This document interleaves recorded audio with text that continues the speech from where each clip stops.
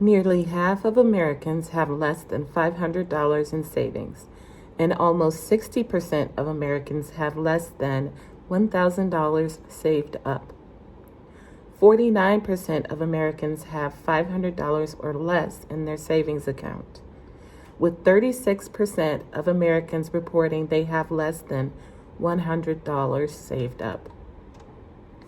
This scenario gives me anxiety just reading it, but I have been there, folks. I have been there with no savings, living paycheck to paycheck.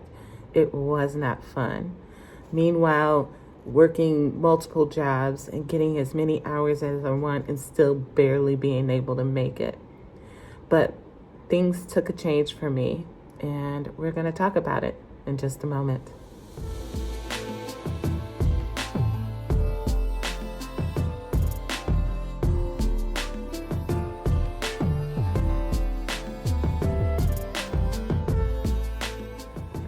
Today, I'm deviating from my usual gardening content, but I'm still approaching the idea of growing, more specifically, growing our emergency funds.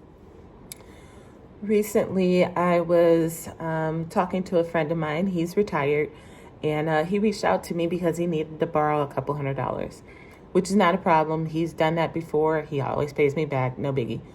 But I finally said to him, and I thought about saying this. I mean, I've known him for going on 10 years now.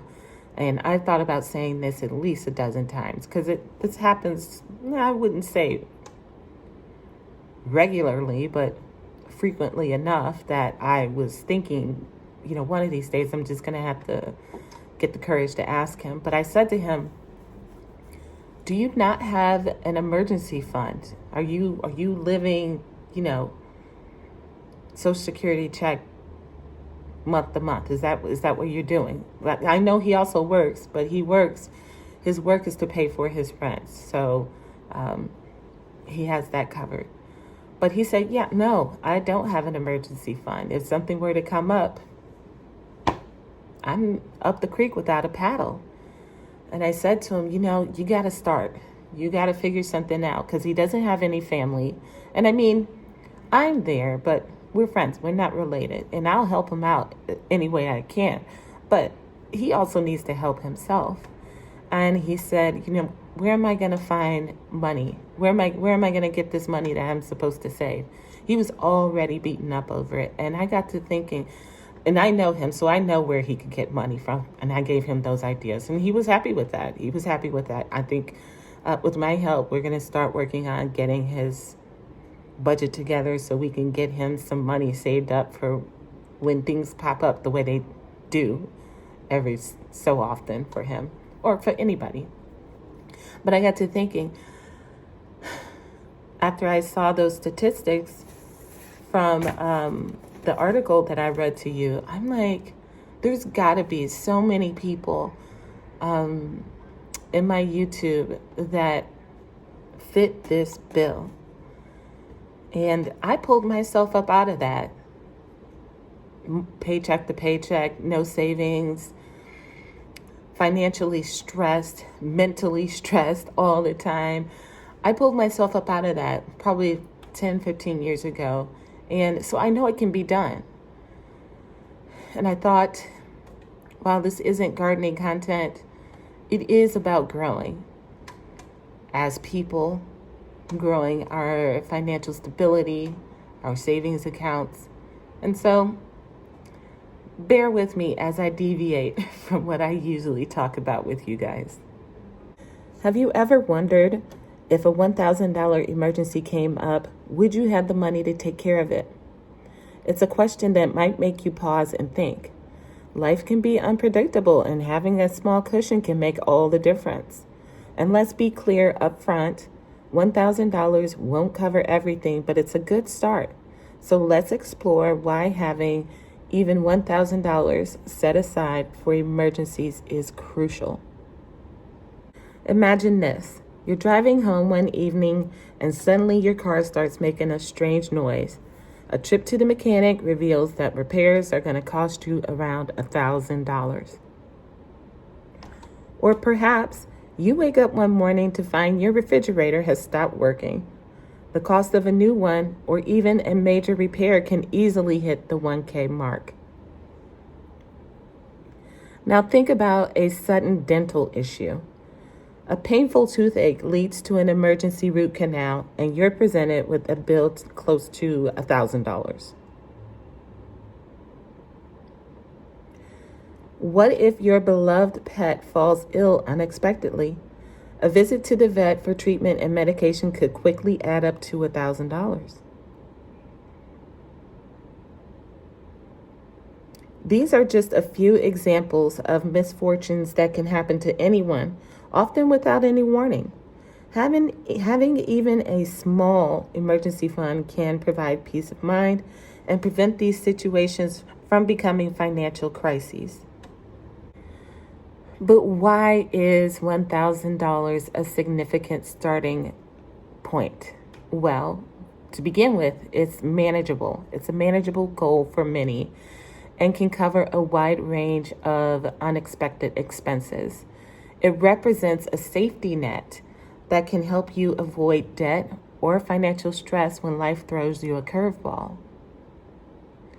So how can you start building your $1,000 emergency fund? Well, here's a few simple steps.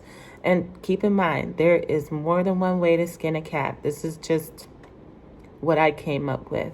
I will tell you that my method for saving money and handling my finances is largely based off of Dave Ramsey, but I don't follow him to a T. So a lot of these ideas you may have already heard of before, and that's because I got them from well-known Mr. Ramsey. All right, so let's get into it.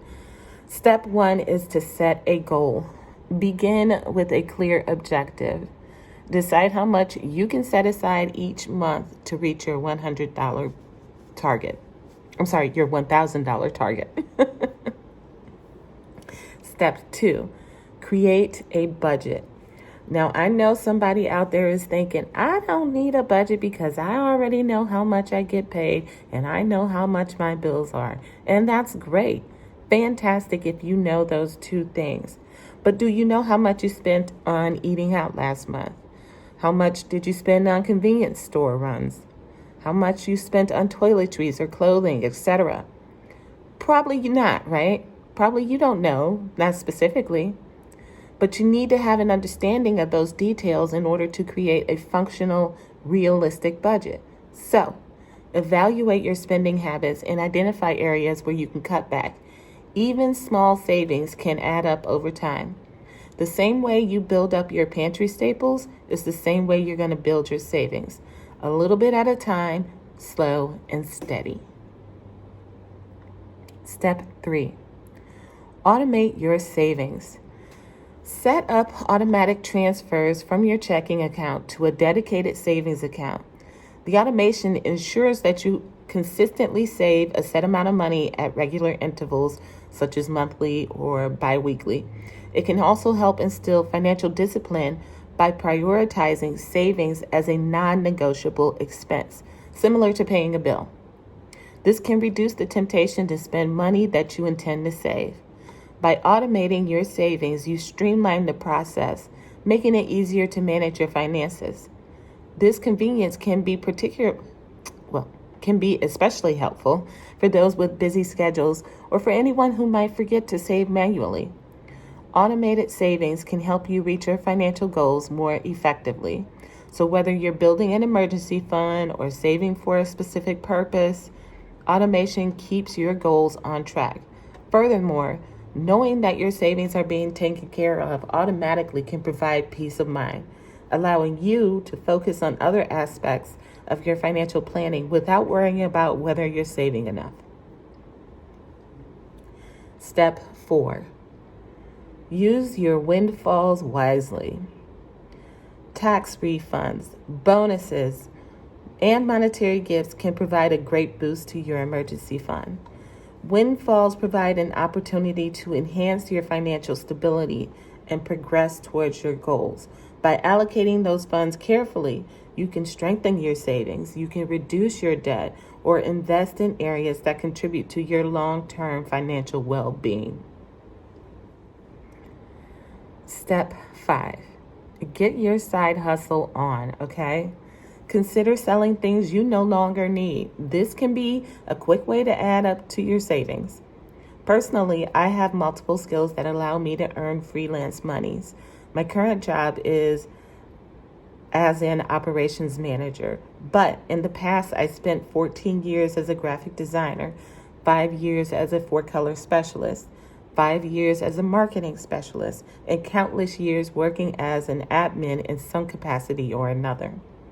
So my side hustles right now include a permanent part-time job as a marketing director for 2 local well-known real estate businesses, which brings me steady biweekly income. I am also the social media manager for 2 separate clients who provide me with steady income monthly. And I am also renting out space on my property to someone who pays me monthly as well. In addition to that, I also do side gigs, such as being a backup to my photographer friend when he has shoots at big events. I house and dog sit for some of my more wealthier friends from time to time. I have cleaned construction sites and abandoned homes for local landlords I've gotten to know over the years. My point in telling you my side hustles is to say that there is always money to be made. You just got to figure out what your niche is going to be. Maybe you're handy around the house. Then you start doing small gigs for widows or single ladies in your spare time. Advertise on the marketplace. Or maybe you're a proficient baker. I have a friend who makes the prettiest cookies, and one day she started taking cookie orders over the weekend to earn some extra money. Within a year or two, she had her own business. Successful, thriving business. Or maybe you play an instrument. You could give lessons in your free time. Use your imagination. But remember, there is money to be had and we all have value.